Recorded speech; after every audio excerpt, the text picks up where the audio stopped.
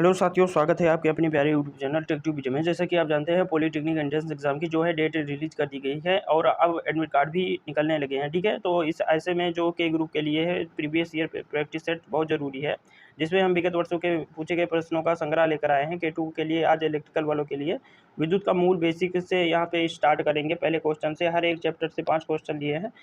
एक बिजली के लैंप को 100 वाट 200 वोल्ट के रूप में चिन्हित किया गया। फिलामेंट का प्रतिरोध क्या होगा आपको बताना है। तो फिलामेंट का प्रतिरोध जानने के लिए एक फॉर्मूला हमें पता होता है कि P बराबर वी स्क्वायर बाई आर। ठीक है, तो R बराबर P square by V square by P बराबर वी स्क्वायर बाई आर और R बराबर हो जाएगा वी स्क्वायर बाई पी। ठीक है, V कितना हमें V का मान दिया गया है, वोल्टेज का मान दिया गया है 200 वोल्ट दिया गया है। तो 200 इंटू यहाँ से जो करेंगे तो 200 इंटू 200 हो जाएगा। ठीक है, वी स्क्वायर हो जाएगा 200 इंटू 200 हो जाएगा बटा यहाँ पे पी करेंगे। ठीक है, आर बराबर क्योंकि कर रहे हैं तो यहाँ से 2 जीरो से यहाँ से 2 जीरो का ख़त्म हो जाएगा और 200 इंटू 2 बराबर 400 हो जाएगा। तो इसमें से कोई ऑप्शन मैच नहीं कर रहा है, तो डी वाला बिल्कुल भी राइट आंसर हो जाएगा। इनमें से कोई नहीं है। ठीक है, इनमें से कोई नहीं, आपका बिल्कुल भी राइट आंसर हो जाएगा। यहाँ से नेक्स्ट क्वेश्चन पे बढ़ते हैं। किसी परिपथ में प्रवाहित होने वाली विद्युत धारा होती है इलेक्ट्रॉनों का यादृच्छिक संचलन, मुक्त इलेक्ट्रॉनों का एक दिशा में संचलन, अनुप्रयुक्त विभव अंतर या प्रयुक्त चालकों का अनुप्रस्थ प्रच्छेद। ठीक है, दूसरे क्वेश्चन का जो यहाँ से राइट आंसर हो जाएगा ये बी वाला हो जाएगा, मुक्त इलेक्ट्रॉनों का एक दिशा में संचलन। ठीक है, जब भी फ्री इलेक्ट्रॉन एक ही दिशा में मूव करेंगे तो उसे विद्युत धारा कहेंगे। ठीक है, बी वाला बिल्कुल भी यहाँ से राइट आंसर हो जाएगा। नेक्स्ट क्वेश्चन देखते हैं। ओम का नियम लागू नहीं होता है में किसमें जो है ओम का नियम लागू नहीं होता है। ठीक है, ए डीसी सर्किट, बी विद्युत प्रवाह, उच्च विद्युत प्रवाह, सी छोटे प्रतिरोध, डी सेमीकंडक्टर। सी तीसरे क्वेश्चन का यहाँ से जो राइट आंसर हो जाएगा ये हो जाएगा डी वाला। ठीक है, सेमीकंडक्टर्स जो होते हैं अर्धचालक जो होते हैं इसमें जो है ओम का नियम लागू नहीं होता है। ठीक है, यहाँ से आपका बिल्कुल भी राइट आंसर हो जाएगा। इसी तरह नेक्स्ट क्वेश्चन देखते हैं। अगर दो प्रतिरोध समांतर में जोड़े गए होते तब तुलनात्मक प्रतिरोध की मात्रा होगी। ठीक है, आपको बताना है। इसको एक सेकंड साइड में कर लेते हैं ताकि आपको अच्छे से दिखे। ठीक है, अगर दो प्रतिरोधक समांतर में जोड़े गए हैं तब तुलनात्मक प्रतिरोध की मात्रा होगी। ठीक है, ए प्रत्येक प्रतिरोध से अधिक होगी, प्रत्येक प्रतिरोध से कम होगी, प्रत्येक प्रतिरोध पर निर्भर करेगी या इनमें से कोई नहीं। ठीक है, फोर्थ नंबर का यहाँ से जो राइट आंसर हो जाएगा ये भी वाला हो जाएगा, प्रत्येक प्रतिरोध से कम होगी। ठीक है, जो आपका एक एक प्रतिरोध होगा उससे कम होगी। ठीक है, यहाँ से बी वाला बिल्कुल भी राइट आंसर हो जाएगा। नेक्स्ट क्वेश्चन देखते हैं। संधारित्र जो कैपेसिटर होता है किसमें ऊर्जा रखता है, ऊर्जा कहाँ पे स्टोर रखता है, इसका मतलब ये हुआ विद्युत चुंबकीय क्षेत्र में, विद्युत स्थैतिक क्षेत्र में, इनमें से कोई नहीं। ठीक है, फिफ्थ नंबर क्वेश्चन का जो यहाँ से राइट आंसर हो जाएगा ये हो जाएगा सी वाला, विद्युत स्थैतिक क्षेत्र में आपका जो है ऊर्जा जो है स्टोर की जाती है। ठीक है, सी वाला बिल्कुल भी यहाँ से आपका राइट आंसर हो जाएगा। नेक्स्ट क्वेश्चन देखते हैं। नेक्स्ट क्वेश्चन क्या कह रहा है। सेल और बैटरी से जो भी क्वेश्चन है बन रहे हैं के2 ग्रुप के लिए और इसको करा रहे हैं। ठीक है, सेलों को किस क्रम में जोड़ना चाहिए जब बाहरी लोड रेजिस्टेंस आंतरिक रेजिस्टेंस की अपेक्षा अधिक हो। ठीक है, इंटरनल जो रेजिस्टेंस की अपेक्षा जो बाहरी रेजिस्टेंस होगा वो अधिक होगा तो सेलों को सीरीज में जोड़ेंगे, पैरेलल में, मिक्स ग्रुप में, इनमें से कोई नहीं। ठीक है, 6 नंबर का जो राइट आंसर हो जाएगा ये ए वाला हो जाएगा। ठीक है, सीरीज में तब हम सेलों को यहाँ पे कनेक्ट करेंगे अगर हमारा आंतरिक रेजिस्टेंस की अपेक्षा जो बाहरी रेजिस्टेंस होता है ये अधिक होता है तो हमें सीरीज में जोड़ना है। ठीक है, नेक्स्ट क्वेश्चन देखते हैं। सेलों को किस क्रम में जोड़ना चाहिए जब बाहरी लोड रेजिस्टेंस आंतरिक रेजिस्टेंस की इंटरनल रेजिस्टेंस की अपेक्षा कम हो। ठीक है, सीरीज, पैरेलल, मिक्स ग्रुप, इनमें से कोई नहीं। 7th नंबर क्वेश्चन का जो राइट आंसर हो जाएगा ये बी वाला बिल्कुल भी राइट हो जाएगा। ठीक है, तो कैसे जोड़ेंगे, वहाँ पे सीरीज कर रहे थे तो यहाँ पे पैरेलल करेंगे। ठीक है, अगर बाहरी जो प्रतिरोध है जो कम है इंटरनल से तो आपका पैरेलल में जोड़ेंगे। सेलों को किस क्रम में जोड़ना चाहिए जब बाहरी लोड रेजिस्टेंस आंतरिक रेजिस्टेंस के बराबर हो। ठीक है, 8th नंबर क्वेश्चन का जो राइट आंसर हो जाएगा ये सी वाला हो जाएगा, मिक्स ग्रुप में। ठीक है, अगर रेजिस्टेंस बराबर होते हैं तो मिक्स ग्रुप में आपको मतलब समांतर और श्रेणी दोनों को लेकर चलना पड़ेगा। ठीक है, स्थिर वोल्टेज प्राप्त करने के लिए पावर स्रोत का आंतरिक रेजिस्टेंस कम होना चाहिए, आंतरिक रेजिस्टेंस अधिक होना चाहिए, दक्षता न्यूनतम होनी चाहिए, न्यूनतम करंट क्षमता होनी चाहिए। 9th नंबर क्वेश्चन का जो राइट आंसर हो जाएगा ये वाला हो जाएगा, जो स्थिर वोल्टेज प्राप्त करने के लिए पावर सोर्स का जो इंटरनल जो रेजिस्टेंस होता है ये कम होना चाहिए। तो 9th का नंबर का ए वाला बिल्कुल भी राइट आंसर हो जाएगा। 10 नंबर क्वेश्चन देखते हैं, किस कारणवश सेलों को सीरीज में जोड़ा जाता है। ठीक है, वोल्टेज आउटपुट अधिक प्राप्त करने के लिए, वोल्टेज आउटपुट कम प्राप्त करने के लिए, आंतरिक रेजिस्टेंस कम करने के लिए, या फिर करंट क्षमता बढ़ाने के लिए। ठीक है, वोल्टेज को अब आउटपुट अधिक प्राप्त करने के लिए यहाँ पे हम सीरीज में जोड़ते हैं। तो 10th नंबर का जो राइट आंसर हो जाएगा ए वाला बिल्कुल भी राइट आंसर हो जाएगा। यहाँ से ए वाला बिल्कुल भी राइट आंसर हो जाएगा। सीरीज में हम जोड़ेंगे जैसे हमें प्राप्त करना होता है। ठीक है, चुंबक और वैद्युत चुंबक, मैग्नेट एंड इलेक्ट्रोमैग्नेट से जो भी क्वेश्चन बन रहे हैं वहाँ से देख लेते हैं। 11 नंबर क्वेश्चन है, डायनेमिक इंडक्शन का उपयोग किया जाता है किसमें करते हैं? सेल में, जनरेटर में, ट्रांसफार्मर में, विद्युत हीटर में। ठीक है, तो आपको पता है डायनेमिक इंडक्टेंस जो होता है, इंडक्शन जो होता है, ये बेसिकली जो प्रयोग होता है ये जनरेटर में होता है। ठीक है, 11 नंबर का जो राइट आंसर हो जाएगा ये बी वाला बिल्कुल भी राइट आंसर हो जाएगा। डायनेमिक इंडक्शन की बात करेंगे तो यहाँ पे जनरेटर आपका बिल्कुल भी राइट आंसर हो जाएगा। नेक्स्ट क्वेश्चन देखते हैं, निम्न सूत्र किसके सिद्धांत को दर्शाता है? ठीक है, सूत्र यहाँ पे देख लेते हैं, जो आपका होता है E बराबर -n d∅/dt। ठीक है, -n यहाँ पे प्रदर्शित करता है लेंज के नियम को। ठीक है, तो 12 नंबर क्वेश्चन का जो राइट आंसर हो जाएगा ये डी वाला हो जाएगा। ठीक है, यहाँ पे माइनस जो चिन्ह प्रदर्शित करता है, लेंज साहब ने बताया था कि यहाँ पे जो इसे मतलब स्वयं का विरोध करता है उसी को यहाँ पे लेंज का नियम बोलते हैं। ठीक है, नेक्स्ट क्वेश्चन देखते हैं, एडी करंट को जो कम करने के लिए क्या करेंगे? कोर को ठोस बनाया जाता है, कोर लेमिनेशन किंतु बिना इंसुलेशन वार्निश बनाया जाता है, कोर लेमिनेशन इंसुलेशन वार्निश लगाकर बनाया जाता है, इनमें से कोई नहीं। ठीक है, 13 नंबर क्वेश्चन का जो राइट आंसर हो जाएगा ए सी वाला हो जाएगा, कोर को लेमिनेट करके और इंसुलेट करके, ठीक है, वार्निश लगाकर बनाया जाता है। सी वाला बिल्कुल भी आपका राइट आंसर हो जाएगा। नेक्स्ट क्वेश्चन देखते हैं, म्यूचुअल इंडक्शन के गुणों द्वारा दो कॉइल को विद्युतीय रूप से जोड़ा जाता है, मैग्नेटिकली रूप से, या फिर दोनों से, या इनमें से कोई नहीं। ठीक है, तो यहाँ से 14 नंबर क्वेश्चन का जो राइट आंसर हो जाएगा ये मैग्नेट के रूप में जुड़ते हैं। ठीक है, मैग्नेट पाथ के रूप में जुड़ते हैं, बी वाला बिल्कुल भी आपका राइट आंसर हो जाएगा। ठीक है, इसी तरह नेक्स्ट क्वेश्चन देखते हैं, अस्थायी चुंबक अपना चुंबकत्व खो देता है। ठीक है, जब चुंबकत्व बल नहीं हटाया जाता, जब चुंबकत्व बल समान रखा जाता है, जब चुंबकत्व बल कम कर दिया जाता है, जब चुंबक बल हटा लिया जाता है। ठीक है, 15 नंबर क्वेश्चन जो का राइट आंसर हो जाएगा, जब चुंबक के का बल हटा लिया जाएगा तो यहाँ पे अपना अस्थायी जो है चुंबक ये अपना गुण खो देगा। ठीक है, डी वाला बिल्कुल भी आपका राइट आंसर हो जाएगा। नेक्स्ट क्वेश्चन देखते हैं, प्रत्यावर्ती धारा और बहुकुला प्रणाली, alternating current and polyphase system. पहला क्वेश्चन जो 16 नंबर क्वेश्चन है, फॉर्म फैक्टर का अनुपात क्या होता है? ठीक है, औसत मान तथा आरएमएस मान का, आरएमएस मान तथा औसत मान का, अधिकतम मान का तथा औसत मान का, या फिर डी अधिकतम मान तथा आरएमएस मान का। तो यहाँ से राइट आंसर जो हो जाएगा आपका बी वाला बिल्कुल भी राइट आंसर हो जाएगा। आरएमएस मान तथा औसत एवरेज वैल्यू को हम बोलते हैं फॉर्म फैक्टर। ठीक है, बी वाला बिल्कुल भी आपका राइट आंसर हो जाएगा।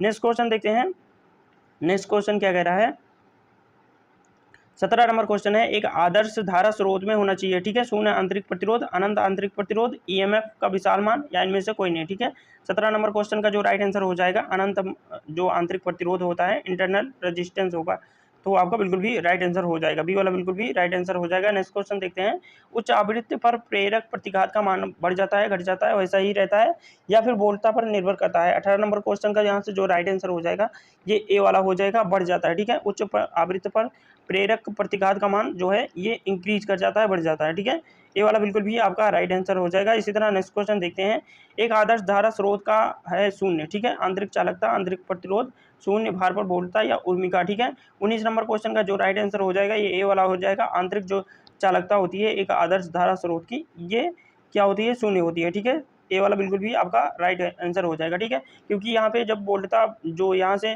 पिछले हमने क्वेश्चन में बात किया था, तो अगर हम पिछले क्वेश्चन में यहाँ पे देखते हैं तो पिछले क्वेश्चन में हमने बात किया था उच्च आवृत्ति पर प्रेरक का प्रतिघात का मान होता है। ठीक है, ये क्वेश्चन दूसरा है, एक आदर्श धारा का स्रोत का शून्य होता है, आंतरिक चालकता जो होती है ये शून्य होती है, ये वाला बिल्कुल भी राइट आंसर हो जाएगा। इसी तरह नेक्स्ट क्वेश्चन देखते हैं, नेक्स्ट क्वेश्चन क्या है, अच्छे सुचालक का विशिष्ट प्रतिरोध तापमान पर निर्भर नहीं करता, क्रॉस सेक्शन क्षेत्रफल चालक की लंबाई पर निर्भर करता है, सभी तापमान पर स्थिर रहेगा, किसी निश्चित तापमान पर स्थिर रहेगा, और सुचालक के पदार्थ पर निर्भर करता है। ठीक है, 20 नंबर क्वेश्चन का जो राइट आंसर हो जाएगा डी वाला हो जाएगा, किसी निश्चित तापमान पर स्थिर रहेगा और सुचालक के पदार्थ पर निर्भर करता है, पदार्थ पे तो निर्भर जो प्रतिरोधकता होती है। ठीक है, नेक्स्ट क्वेश्चन देखते हैं, वैद्युत मापक यंत्र से, इलेक्ट्रिक मेजरिंग इंस्ट्रूमेंट से जो भी क्वेश्चन बन रहे हैं, मूविंग आयरन यंत्र होते हैं। ठीक है, डायरेक्टली क्वेश्चन पूछ सकता है ऐसे ही, आकर्षक के प्रकार, विकर्षक के प्रकार, आकर्षण एवं विकर्षण के प्रकार के, डायनमोमीटर प्रकार के। ठीक है, 21 नंबर क्वेश्चन का जो राइट आंसर हो जाएगा एसी वाला हो जाएगा, जो आपका अट्रैक्शन एंड जो डिफ्लेक्शन जो दोनों प्रकार के होते हैं, ये आपका बिल्कुल भी आपका राइट आंसर हो जाएगा। नेक्स्ट क्वेश्चन देखते हैं, मूविंग कॉइल जो एमसी टाइप का यंत्र होते हैं, मूविंग कॉइल टाइप के अस्थायी चुंबकीय प्रकार के होते हैं, डायनमोमीटर प्रकार के, इंडक्शन प्रकार के, या अस्थायी चुंबक और डायनमोमीटर प्रकार के होते हैं। 22 नंबर क्वेश्चन का यहाँ से जो राइट आंसर हो जाएगा, ये डी वाला बिल्कुल भी राइट आंसर हो जाएगा। अस्थायी चुंबक होता है और डायनमोमीटर टाइप प्रकार के होते हैं, ठीक है। यहाँ से डी वाला बिल्कुल भी राइट आंसर हो जाएगा। नेक्स्ट क्वेश्चन देखते हैं, 23 नंबर क्वेश्चन, मूविंग कॉइल यंत्र का प्रयोग किया जा सकता है, ठीक है। एसी और डीसी, केवल डीसी, केवल एसी, अर्ध तरंग परिशोधित एसी, ठीक है। तो यहाँ पे एमसी की बात करेगा, केवल अगर मूविंग कॉइल की बात करेगा तो हम इसको डीसी पे प्रयोग करेंगे, ठीक है, केवल डीसी। 23 नंबर क्वेश्चन का जो राइट आंसर हो जाएगा, ये हो जाएगा यहाँ पे एसी और डीसी दोनों पे प्रयोग होगा। यहाँ पे 23 नंबर क्वेश्चन का जो राइट आंसर हो जाएगा, ए वाला यहाँ पे सॉरी, यहाँ पे एसी और डीसी दोनों पर मूविंग कॉइल यंत्र प्रयोग किए जाते हैं, तो इसका ए वाला बिल्कुल भी राइट आंसर हो जाएगा। नेक्स्ट क्वेश्चन देखते हैं, 24 नंबर क्वेश्चन। 24 नंबर क्वेश्चन क्या कर रहा है, मूविंग कॉइल अस्थायी चुंबक यंत्र प्रयोग किए जा सकते हैं एसी और डीसी दोनों में, केवल डीसी में, केवल एसी में, अर्ध तरंग परिशोधित एसी में, ठीक है। 24 नंबर क्वेश्चन का यहाँ से जो राइट आंसर हो जाएगा, ये बी वाला हो जाएगा, केवल डीसी में, ठीक है। मूविंग कॉइल अस्थायी चुंबक यंत्र प्रयोग किए जाते हैं केवल डीसी में, ठीक है, बी वाला बिल्कुल भी राइट आंसर हो जाएगा। नेक्स्ट क्वेश्चन देखते हैं, एमसी यंत्रों की तुलना में एमआई यंत्रों की, ठीक है, मूविंग कॉइल यंत्रों की तुलना में मूविंग आयरन यंत्रों की लागत जो होती है क्या अधिक होती है, कम होती है, समान होती है, कोई तुलना नहीं है, ठीक है। 25 नंबर क्वेश्चन का जो राइट आंसर हो जाएगा, कम होती है, ठीक है। एमसी यंत्रों की तुलना में एमआई की जो लागत होती है मूविंग आयरन की, ये कम होती है, बी वाला बिल्कुल भी आपका राइट आंसर हो जाएगा, ठीक है। अब डीसी जनरेटर से जो भी क्वेश्चन बनते हैं इसको देख लेते हैं। 26 नंबर क्वेश्चन क्या बोल रहा है, निम्नलिखित में से किस कारण से जनरेटरों को समांतर क्रम में चलाया जा सकता है, ठीक है। क्या क्या कंडीशन होती है जिससे समांतर क्रम में ये चलाया जाता है, ये क्वेश्चन जरूर पूछ लेगा। सप्लाई की स्थिरता रखता है, जब और जैसे आवश्यक हो अतिरिक्त लगाने की सुविधा देता है, मरम्मत की सुविधा देता है, फलस्वरूप कम ब्रेकडाउन होते हैं, उपरोक्त तीनों, ठीक है। 26 नंबर क्वेश्चन का जो राइट आंसर हो जाएगा, तो सभी हो जाएगा। सप्लाई की स्थिरता भी रखता है, जब और जैसे मतलब अगर लोड होगा तो यहाँ पे अतिरिक्त इकाई लगाने की सुविधा देगा, जो मरम्मत की सुविधा देता है, फलस्वरूप कम ब्रेकडाउन होता है। तो यहाँ पे सभी जो आपके ऑप्शन है ये राइट बिल्कुल भी हो जाएंगे। नेक्स्ट क्वेश्चन देखते हैं, किस अवस्था पर दो जनरेटरों को समांतर क्रम में चलाया जा सकता है, ठीक है। वही जो सिंक्रोनाइज करके चलाया जाता है, दो जनरेटरों की वोल्टेज समान होनी चाहिए, धन से जुड़ा होना चाहिए, ऋण से, जनरेटरों की क्षमता समान होनी चाहिए। 27 नंबर क्वेश्चन का जो राइट आंसर हो जाएगा, यहाँ इनमें से सभी हो जाएगा, ठीक है, पिछले क्वेश्चन के जैसे ही था। तो यहाँ से जो राइट आंसर हो जाएगा, यहाँ से दो जनरेटरों की वोल्टेज समान होनी चाहिए, उसकी जो यहाँ फेज क्रम भी समान होना चाहिए। 28 नंबर क्वेश्चन देखते हैं, क्या होगा जब समांतर में चल रहे दो जनरेटरों में से एक जनरेटर हटा लिया जाता है, ठीक है। दूसरा जनरेटर बंद हो जाएगा, दूसरे जनरेटर की जो एक्साइटेशन धीरे धीरे कम हो जाएगी, पहले की उत्तेजन धीरे धीरे कम होगी, दूसरे की धीरे धीरे बढ़ती है, दोनों जनरेटरों की जो एक्साइटेशन है एक साथ बढ़ती है, ठीक है। 28 नंबर क्वेश्चन का जो राइट आंसर हो जाएगा, सी वाला हो जाएगा, पहले की उत्तेजना धीरे धीरे कम होगी, दूसरे की धीरे धीरे बढ़ेगी, ठीक है। सी वाला बिल्कुल भी आपका यहाँ से राइट आंसर हो जाएगा। नेक्स्ट क्वेश्चन देखते हैं, डायनमो का सिद्धांत है Faraday law of electromagnetic induction, ampere law, Ohm's law या डी इनमें से कोई नहीं, ठीक है। 29 नंबर क्वेश्चन का जो राइट आंसर हो जाएगा, ए वाला हो जाएगा, Faraday law of electromagnetic induction जो के सिद्धांत पे काम करता है डायनमो, ठीक है। ए वाला बिल्कुल भी आपका राइट आंसर हो जाएगा। फ्लेमिंग के बाएं, ठीक है, वाम हस्त बोल रहा है, ठीक, बाएं हाथ के नियम से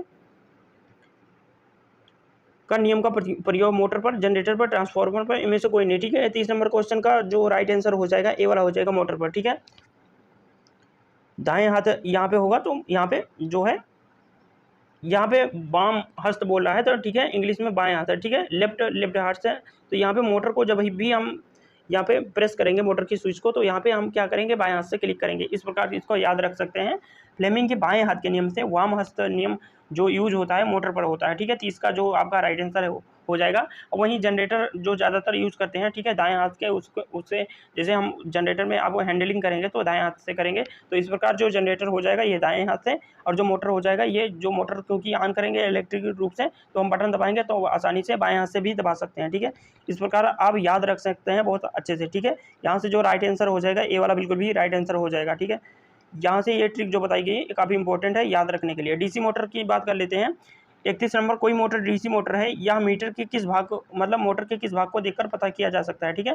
फ्रेम को, सॉफ्ट को, स्टेटर को, कंप्यूटेटर को, ठीक है। 31 नंबर क्वेश्चन का यहाँ से जो राइट आंसर हो जाएगा, कंप्यूटेटर को देख लेंगे तो आपको पता चल जाएगा कि मोटर जो है आपका कोई मोटर डीसी मोटर है या फिर नहीं है, ठीक है, या फिर एसी मोटर है। तो कंप्यूटेटर देख लेंगे, क्योंकि डीसी में जो होता है यहाँ पे कम्यूटेटर की यहाँ पे जरूरत होती है, ठीक है। तो आपका जो राइट आंसर हो जाएगा ये डी वाला बिल्कुल भी राइट आंसर हो जाएगा। या डीसी मोटर में बैक ईएमएफ अनुपस्थित होता है तो क्या होगा, मोटर चल जाएगी, मोटर नहीं चलेगी, मोटर बहुत धीमी चलेगी या फिर मोटर उच्च गति पे चलेगी। 32 नंबर क्वेश्चन का जो राइट आंसर हो जाएगा बी वाला बिल्कुल भी राइट आंसर हो जाएगा, मोटर नहीं चलेगी क्योंकि बैक ईएमएफ ही नहीं जनरेट हुआ है तो मोटर बिल्कुल भी नहीं चलेगी। बी वाला बिल्कुल भी आपका राइट आंसर हो जाएगा। नेक्स्ट क्वेश्चन देखते हैं 33 number question, DC shunt motor का प्रयोग निम्न में से किसका संचालन किया जाता है, ठीक है। Machine tools, train, crane, hoist, ठीक है। 33 नंबर क्वेश्चन का जो राइट आंसर हो जाएगा ए वाला मशीन टूल्स जो होता है इनके प्रयोग में हम करते हैं डीसी जो आपका शंट मोटर का प्रयोग, ये वाला बिल्कुल भी राइट आंसर हो जाएगा। 34 नंबर क्वेश्चन देखते हैं, डीसी मोटर में स्टार्टिंग के समय रिवर्स ईएमएफ होता है, ठीक है, शून्य, अधिकतम या फिर यहाँ पे 34 नंबर क्वेश्चन का जो राइट आंसर हो जाएगा ये हो जाएगा ए वाला, ठीक है। तो अधिकतम यहाँ शून्य जो हो जाएगा, डीसी मोटर में स्टार्टिंग के समय रिवर्स जो ईएमएफ होता है ये बिल्कुल भी शून्य होता है, ए वाला बिल्कुल भी राइट आंसर हो जाएगा। नेक्स्ट क्वेश्चन देखते हैं, हिस्टैरिसीस ह्रास जो होता है, लॉसेस होता है, सबसे कम निर्भर करता है किस पर, चुंबकीय क्षेत्र की तीव्रता, आवृत्त एम्बिएंट तापमान या फिर मटेरियल की मात्रा। 35 नंबर क्वेश्चन की जो राइट आंसर हो जाएगा ये सी वाला हो जाएगा, एम्बिएंट का तापमान पे बहुत कम निर्भर करता है, यहाँ से सी वाला बिल्कुल भी आपका राइट आंसर हो जाएगा। नेक्स्ट क्वेश्चन देखेंगे, परिणामित्र ट्रांसफार्मर से जो भी क्वेश्चन बनेंगे 3 से लेकर 4 क्वेश्चन तक बन सकते हैं, 5 भी बन सकते हैं जो ट्रांसफार्मर से है, ठीक है। तापमापी क्या है, ठीक है, मुख्य टैंक से लगा होता है, ट्रांसफार्मर तेल का ताप मापता है, ए और बी दोनों, इनमें से कोई नहीं, ठीक है। तो 36 नंबर का यहाँ से ए और बी जो दोनों हो जाएगा, ठीक है, क्योंकि यहाँ पे मुख्य जो टैंक होता है उसे लगा होता है और साथ में ही ट्रांसफार्मर जो ऑयल है उसका जो है टेम्परेचर का मेजरमेंट करता है, सी वाला बिल्कुल भी आपका राइट आंसर हो जाएगा। नेक्स्ट क्वेश्चन देखते हैं, निम्न में से कौन सा ट्रांसफार्मर में प्रयुक्त सुरक्षा युक्ति है, बुकोल रिले, एक्सप्लोजन बेंट, ए और बी दोनों, ठीक है। तो 37 नंबर का भी यहाँ पे जो राइट आंसर हो जाएगा सी वाला हो जाएगा, क्योंकि एक्सप्लोजन जो होता है एक्सप्लोजन बेंट भी होता है और यहाँ पे भूगोल रिले भी सुरक्षा युक्त के रूप में लगाई जाती है, ठीक है। 38 नंबर सत्य कथन कौन है, एक्सप्लोजन बेंट कंजर्वेटर को मुख्य टैंक से जोड़ने वाले पाइप पर स्थापित किया जाता है, भूगोल रिले ट्रांसफार्मर ऑयल का दबाव नियंत्रित रखता है, explosion bent pressure release valve भी कहते हैं, उपयुक्त सभी हो जाएगा, ठीक है। 38 नंबर क्वेश्चन का जो राइट आंसर हो जाएगा ये सी वाला हो जाएगा, एक्सप्लोजन बेंट को प्रेशर रिलीज वाल्व भी कहते हैं, ठीक है। सत्य जो है एक्सप्लोजन बेंट जो होता है इसको प्रेशर रिलीज वाल्व भी कहते हैं, सी वाला बिल्कुल भी राइट आंसर हो जाएगा 38 नंबर क्वेश्चन का, ठीक है। नेक्स्ट क्वेश्चन देखते हैं 39 नंबर क्वेश्चन, 39 क्या कह रहा है, इनमें से कौन बुखोल जो रिले के बारे में सत्य है, ट्रांसफार्मर के कोर के साथ जुड़ा होता है, दो उसकी सूचना अलार्म बेल बजा कर देता है, दो फ्लोट योम इनसे जुड़े दो मरकरी स्विच होते हैं, बी और सी जो दोनों हो जाएगा, ठीक है। 39 नंबर का जो राइट आंसर हो जाएगा ये डी वाला हो जाएगा, दो सूचना जो होता है अलार्मिंग करके देता है और जो ये होता है दो फ्लोट होते हैं जिसमें दो मरकरी स्विच होते हैं इससे जुड़े होते हैं, ठीक है। सी वाला बिल्कुल यहाँ पे डी वाला बिल्कुल भी आपका राइट आंसर हो जाएगा, यहाँ पे दोनों होगा, ठीक है। नेक्स्ट क्वेश्चन देखते हैं 40 नंबर, कौन सा तथ्य टैप्ड ट्रांसफार्मर के बारे में सही है, तेल बाहर निकालने के लिए टैप हो या आकार में सबसे बड़ा ट्रांसफार्मर है, बोल्टा समायोजता के लिए द्वितीय कुंडलन में से मध्य सिरे टैपिंग निकाले गए हों, इनमें से कोई नहीं, ठीक है। 40 नंबर क्वेश्चन का जो है यहाँ से राइट आंसर हो जाएगा, बोल्टा समायोजन के लिए द्वितीय कुंडलन के मध्य से टैपिंग जो निकाले जाते हैं उसी को टैप ट्रांसफार्मर बोलते हैं, तो यहाँ से राइट आंसर जो हो जाएगा ये सी वाला बिल्कुल भी आपका राइट आंसर हो जाएगा। नेक्स्ट क्वेश्चन देखते हैं, प्रत्यावर्तक अल्टरनेटर की बात कर लेते हैं, अल्टरनेटर से भी कुछ क्वेश्चन पूछे जाते हैं। अल्टरनेटर के तुल्यांकीकरण मतलब वही सिंक्रोनाइजेशन में अल्टरनेटर को किस क्रम में जोड़ते हैं, श्रेणी, समांतर, कंपाउंड, इनमें से कोई नहीं, ठीक है। 41 नंबर क्वेश्चन का जो राइट आंसर हो जाएगा ये पैरेलल ही जोड़ते हैं, ठीक है, समांतर रूप में जोड़ते हैं, बी वाला बिल्कुल भी राइट आंसर हो जाएगा। नेक्स्ट क्वेश्चन देखते हैं कि पूर्ण लोड अवस्था में शून्य लोड तक होने वाले परिवर्तन कहलाता है, तुल्यकालीकरण, बोल्टन नियमन, pitch factor, distribution factor. 42 number question का जो राइट आंसर हो जाएगा ये बोल्टन नियमन बोलते हैं जो फुल लोड से और निम्न लोड तक होता है, इसी को वोल्टेज जो है रेगुलेशन या नियमन बोलते हैं, ठीक है। बी वाला बिल्कुल भी राइट आंसर हो जाएगा। नेक्स्ट क्वेश्चन देखते हैं, अल्टरनेटर ब्रूस निम्नलिखित पर आरोहित होता रहता है, ठीक है, slip ring, computer, rotor, diode, ठीक है। 43 नंबर क्वेश्चन का जो राइट आंसर हो जाएगा ये स्लिप रिंग पे आरोपित रहते हैं, तो यहाँ से ए वाला बिल्कुल भी राइट आंसर हो जाएगा। नेक्स्ट क्वेश्चन देखते हैं, अल्टरनेटर में चुंबकीय क्षेत्र निम्नलिखित बनता है, ठीक है, स्टेटर, रोटर, आर्मेचर, इनमें से कोई नहीं। 44 नंबर क्वेश्चन का जो राइट आंसर हो जाएगा ये बी वाला बिल्कुल भी हो जाएगा, रोटर पर, ठीक है। जो अल्टरनेटर की चुंबकीय क्षेत्र बनते हैं ये रोटर पर बनते हैं, बी वाला बिल्कुल भी राइट आंसर हो जाएगा। नेक्स्ट क्वेश्चन देखते हैं, नेक्स्ट क्वेश्चन क्या कह रहा है, किसी अल्टरनेटर की ईएमएफ बढ़ानी हो तो फील्ड के रेगुलेटर करके फ्लक्स बढ़ाते हैं, इंडक्टर लगाते हैं, कैपेसिटर लगाकर, या वोल्टेज कम करके। 45 नंबर क्वेश्चन का जो राइट आंसर हो जाएगा फील्ड को रेगुलेटर का करके आपको फ्लक्स को बढ़ाना होगा, ठीक है, ए वाला बिल्कुल भी आपका राइट आंसर हो जाएगा। प्रदीप्त नेक्स्ट चैप्टर है, इल्यूमिनेशन बोलते हैं इंग्लिश में। गैस भरे लैंप की दक्षता निर्वात लैंप की तुलना में कितनी होती है? ठीक है, समान होती है, 2 गुनी, 6 गुनी, तिगुनी होती है। 46 नंबर क्वेश्चन का जो राइट आंसर हो जाएगा ये बी वाला हो जाएगा, 2 गुनी होती है। ठीक है, गैस भरे लैंप की दक्षता निर्वात लैंप की तुलना में 2 गुनी होती है। यहाँ से आपका बिल्कुल भी राइट आंसर हो जाएगा बी वाला। नेक्स्ट क्वेश्चन देखते हैं, कौन सी निष्क्रिय गैस फिलामेंट लैंप में भरी जाती है? ठीक है, ये तो सभी करके आएंगे, ऑक्सीजन, आर्गन, मीथेन, नाइट्रोजन या आर्गन। ठीक है, 47 नंबर क्वेश्चन का जो राइट आंसर हो जाएगा डी वाला हो जाएगा। या तो आर्गन का यूज करते हैं या तो नाइट्रोजन का यूज यहाँ पे करते हैं। ठीक है, नेक्स्ट क्वेश्चन देखते हैं, फिलामेंट बैंक की आयु होगी यदि प्रचालन वोल्टेज में वृद्धि हो, बढ़ती है, घटती है, प्रभावित नहीं होती है, बहुत अधिक बढ़ती है। 48 नंबर क्वेश्चन का जो राइट आंसर हो जाएगा ये हो जाएगा बी वाला, बिल्कुल भी राइट आंसर। फिलामेंट बैग की आयु क्या घटेगी, क्योंकि प्रचालन में अगर वोल्टेज में वृद्धि करेंगे तो आयु जो इसकी एज जो है ये घट जाएगी। ठीक है, बी वाला बिल्कुल भी राइट आंसर हो जाएगा। 49 नंबर क्वेश्चन देखते हैं, क्या उद्देश्य है टंगस्टन फिलामेंट लैंप में निष्क्रिय गैस प्रयोग होता है? हीटिंग एलिमेंट का गलनांक बढ़ाना, ये सस्ते होते हैं, ऊष्मा विकिरण कम करना, अधिक प्रकाश देना। ठीक है, 49 नंबर क्वेश्चन का जो राइट आंसर हो जाएगा ये ए वाला हो जाएगा। हीटिंग एलिमेंट का जो है गलनांक बढ़ाना आपका बिल्कुल भी राइट आंसर होता है, ए वाला बिल्कुल भी राइट आंसर हो जाएगा। नेक्स्ट क्वेश्चन देखते हैं, किस कारण लैंपों में कार्बन फिलामेंट का प्रयोग नहीं किया जाता? उच्च तापमान पर इसका वाष्पीकरण हो जाता है और लैंप की आंतरिक सतह काली हो जाती है, आंतरिक रूप से मजबूत नहीं है, इसकी दक्षता कम होती है, उपयुक्त तीनों। ठीक है, 50 नंबर क्वेश्चन का जो राइट आंसर हो जाएगा यहाँ से ये हो जाएगा आपका उपयुक्त तीनों। ठीक है, उपयुक्त तीनों आपका बिल्कुल भी राइट आंसर हो जाएगा, क्योंकि यहाँ पे दक्षता भी, यहाँ पे इसकी दक्षता भी कम होती है या यांत्रिक रूप से मजबूत नहीं होता, और क्योंकि वाष्पीकृत होकर ये जो ब्लैक कर देता है। ठीक है, डी वाला बिल्कुल भी राइट आंसर हो जाएगा। इसके बाद इस चैप्टर से जो भी क्वेश्चन है इसको देख लेते हैं। अचालक विद्युत तार, केबल और विद्युत उपकरण, insulator, electric wire, cables and electric जो एसेसरीज है। ठीक है, कहाँ पर TPIC, ठीक है, ट्रिपल पोल आयरन क्लेड। ठीक है, यहाँ से फुल फॉर्म भी पूछ सकता है तो इसको भी करके जाएंगे। स्विच का प्रयोग होता है सिंगल जो फेज है supply, 3 phase supply, 3 phase 4 wire supply या फिर 2 फेज सप्लाई। ठीक है, यहाँ पे ऐसे समझ लेंगे। ठीक है, 20 नहीं समझेंगे। Single phase supply, 3 phase supply, 3 phase 4 wire supply या फिर डी 2 फेज सप्लाई। ठीक है, क्योंकि यहाँ पे टाइपिंग में एरर है। 51 नंबर क्वेश्चन का जो राइट आंसर हो जाएगा ये बी वाला हो जाएगा। 3 फेज सप्लाई में क्या TPIC ट्रिपल पोल के लिए 3 फेज सप्लाई में यूज करते हैं। तो 51 नंबर क्वेश्चन का जो राइट आंसर हो जाएगा ये बी वाला बिल्कुल भी राइट आंसर हो जाएगा। 52 नंबर क्वेश्चन देखते हैं, किसका प्रयोग बड़ी मोटरों की सुरक्षा के लिए किया जाता है? ट्रांसफार्मर, कारतूस फ्यूज, HRC फ्यूज या साधारण फ्यूज। ठीक है, 52 नंबर क्वेश्चन का जो राइट आंसर हो जाएगा HRC। ठीक है, हाई रेफ्रिजरेटिंग कैपेसिटी फ्यूज जो होता है ये इसका फुल फॉर्म होता है, याद करेंगे, डायरेक्ट पूछ भी सकता है। तो इसका प्रयोग करेंगे बड़ी मोटर की सुरक्षा के लिए। नेक्स्ट क्वेश्चन देखते हैं, निम्न में से कौन सा तार अधिक मोटा होगा? 28 gauge, 24 gauge, 20 gauge, 36 gauge. 53 number question का जो राइट आंसर हो जाएगा 20 गेज। जैसे जैसे गेज की संख्या घटती जाएगी वायर का जो डायामीटर होता है, व्यास होता है, ये बढ़ता जाएगा। तो सी वाला यहाँ से बिल्कुल भी आपका राइट आंसर हो जाएगा। वायर गेज से भी क्वेश्चन पूछते हैं तो गेज को याद करके जाएंगे।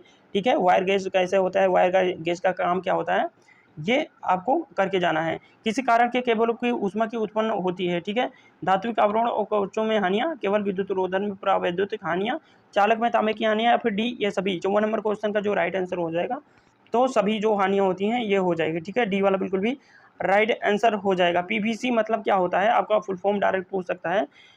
पॉली ओल्गा क्लोराइड, पारा voltage current, poly voltage chloride या पॉली विनाइल क्लोराइड। तो ये क्वेश्चन सबको आना चाहिए।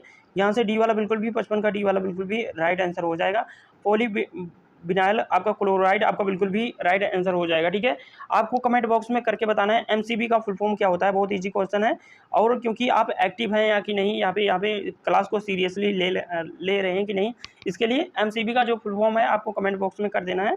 MCB का फुल फॉर्म पूछ भी सकता है। विद्युत उत्पादन, पारेषण और वितरण। ठीक है, electric generation, transmission and distribution से क्वेश्चन जो आते हैं। और हमारा लास्ट चैप्टर है, निम्नलिखित में से कौन सा मान विद्युत धारा का अधिकतम मान है जो मनुष्य के शरीर की हानि नहीं पहुंचाता? ठीक है, तो 38 milliampere, 9 milliampere, 0.5 milliampere या फिर 100 मिली एम्पियर। ठीक है, 56 नंबर क्वेश्चन का जो राइट आंसर हो जाएगा ये बी वाला हो जाएगा। 9 मिली एम्पियर तक आपका जो है लॉस नहीं करेगा। ठीक है, 9 मिली एम्पियर तक जो करंट जो आपका मानव शरीर होता है इस पर इफेक्ट नहीं करेगा। निम्नलिखित में लोड शेडिंग की विधि का उपयोग होता है? ठीक है, वोल्टेज कमी करना, आवृत्ति में कमी करना, लोड को ऑफ करना या क्षति को बढ़ाना। 57 नंबर क्वेश्चन का यहाँ से राइट आंसर हो जाएगा ये सी वाला हो जाएगा, लोड को ऑफ करना।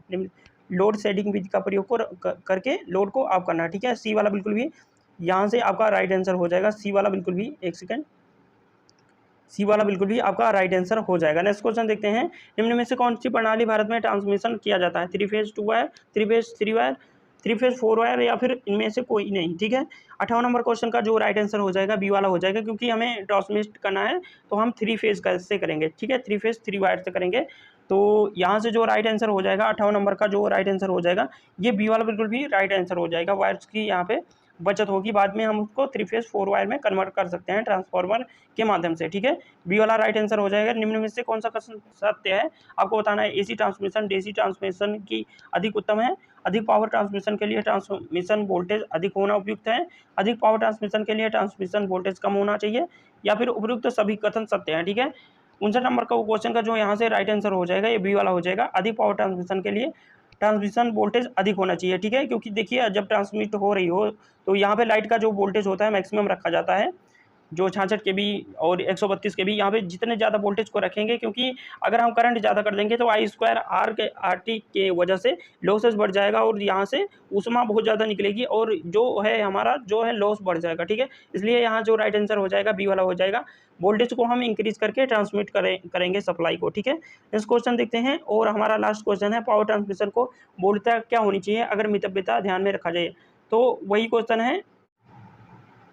तो ये 60 नंबर क्वेश्चन का जो यहाँ से हो जाएगा, पावर ट्रांसमिशन को वोल्टेज क्या होनी चाहिए अगर मितव्यता ध्यान में रखा जाए? तो उच्च होनी चाहिए, निम्न होनी चाहिए, मध्यम होनी चाहिए, शून्य होनी चाहिए। तो वोल्टेज हमेशा उच्च होना चाहिए। पिछले क्वेश्चन में हमने बात किया, तो राइट आंसर यहाँ से जो हो जाएगा आपका ए वाला बिल्कुल भी राइट आंसर हो जाएगा। ठीक है, वोल्टेज को जब आप भी आप ट्रांसमिट करेंगे तो वोल्टेज को हम यहाँ पे हाई ही रख के ट्रांसमिट करते हैं। ठीक है, यहाँ से अब थैंक यू बोला जा रहा है। 60 क्वेश्चन हो गए हैं। सीरीज कैसे लग रही है और क्वेश्चन अच्छे लग रहे हो तो ज़रूर लाइक करें, वीडियो को शेयर करें और अपने दोस्तों मित्रों को ज़रूर बताएं। ठीक है, छोटों को प्यार दें, बड़ों को सम्मान और अपने व्यक्तित्व में इस तरह विकास लाएं कि हर एक चेहरा मुस्कुराए, और ज़रूर मुस्कुराइए और चैनल को सब्सक्राइब कीजिए। यूँ ही ये परिवार बढ़ता रहे और आपके लिए ऐसे ही जेन्युइन और ऑथेंटिक कंटेंट आते रहेंगे। ठीक है, इस जो अब वीडियो की पीडीएफ है इसको प्राप्त करने के लिए हमारे टेलीग्राम चैनल से जुड़ सकते हैं। यहाँ पे आप क्यूआर कोड को स्कैन कर सकते हैं, हमसे कांटेक्ट कर सकते हैं ईमेल के माध्यम से, या फिर आपको कोई कमेंट कोई सुझाव हो तो ज़रूर बताइए, हम उसका रिप्लाई ज़रूर देते हैं। तो मिलते हैं किसी नेक्स्ट वीडियो में, तब तक के लिए धन्यवाद।